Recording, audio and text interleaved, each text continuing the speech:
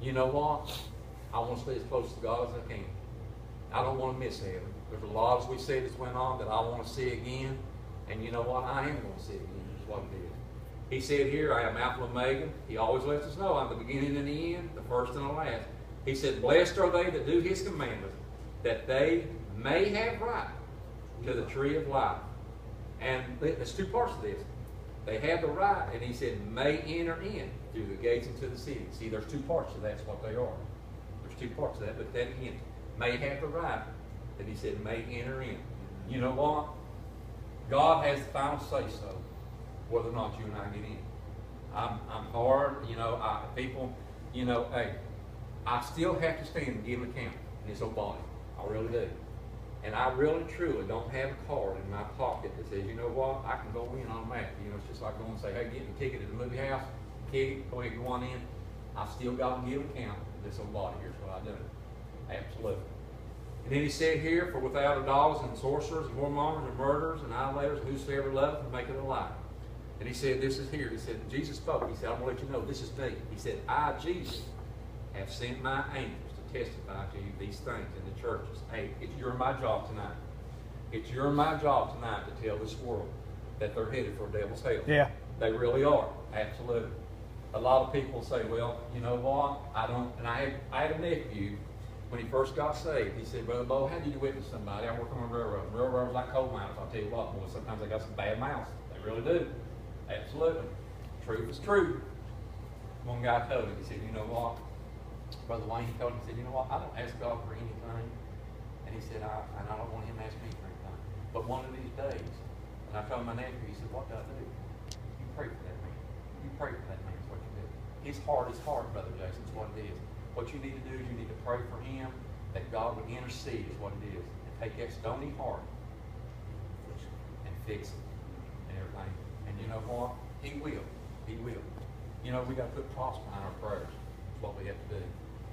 He went on here to say also this. He said, and I, Jesus, have sent my angels to testify to you these things in the churches. I am the root and the offspring of David and the rising and morning star. And the Spirit and the bride say, cometh. And let him that heareth say, come. And let him that is athirst come. And whosoever will, let him take of the water life freely. Hey, tonight, it's free, church. Yep. It is free. Salvation is free tonight. Hey, you know what? Everybody's waiting in line to get season tickets at basketball games. Everybody's waiting in line to get them at football games and everything. When Belfry starts up here, practice and everything, handler games, they'll be waiting in line. Guess what? I know something that's free tonight. You don't have to wait in line tonight. All you got to do is just come. Amen, That's brother. all you got to do. Amen. It's free is what it is. But people think, you know what? There's an attachment to it. There's an attachment to what it is. Well, yeah, there is. You've got to be obedient to God. You're going to have to give up living for the devil is what you're going to do. That's it. You're going to have. That's the hardest part. People cannot give up the world for God. That's what they can't deny. People want to hang on to everything in the world instead of serving Jesus Christ is what it is tonight. Hey, somebody asked me, he said, what would you do if you went home and found out your house burned down? Well, it hurt. But you know what? It's only a material thing. It's what it is. This is the house I'm worried about. This is the house that you better be worried about tonight. This is the one we better keep clean is what it is. Amen. It better be unblemished, unspotted when the Lord comes back unless He calls you home.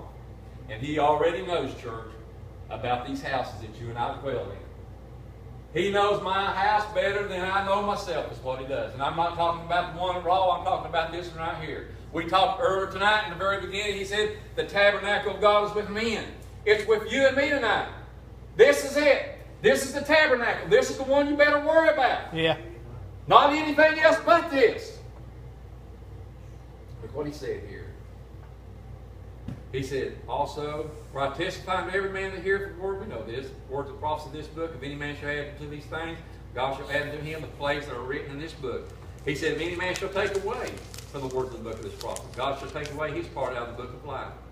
And in two things here again. See, there's two things a lot of times that God revealed to people don't catch on to. He said, not also out of the book of life, but he said, out of the holy city too. Hey, you know what? You're going to miss it all. You're going to miss it all is what you're going to do. Is it worth it tonight? Is it worth being part of the world? Or looking at this here at the end of it where we're winners? We're winners. There's a song, I'm a winner. Either way, whether I go or I stay. Because you know what? You're looking at this house here. You're looking, this is the temple of God tonight. God's not coming back tonight or tomorrow or the next day to get this Philadelphia church. This here's nothing but boards, nails, carpet, material things. We done work at the church just like what you all got to do with the recess line and everything. But you know what? You think that God's really and truly impressed us and stuff? He's more impressed with how many people accept Him as a personal Savior. That's the key to it, is what it is tonight. It wouldn't make no difference. I went to a church down in Tazewell, Tennessee. Little old church, looked like we had one. But Dwayne was down there on a little house on a prairie. What it looked like. Went in, looked like a little schoolhouse. The boards on the outside probably wasn't about that wide. The paint had been off of them, looked like about 20 years of what there was. The pastor come up and took his shoes off because he said, you know what, I'm on holy ground. And there was another pastor that I know that done that too. I thought Barbara said, that's the first time I've ever seen that done. But you know what? There was very few in that church, probably less than what there was here tonight. But there was nothing but love in that church is what there was.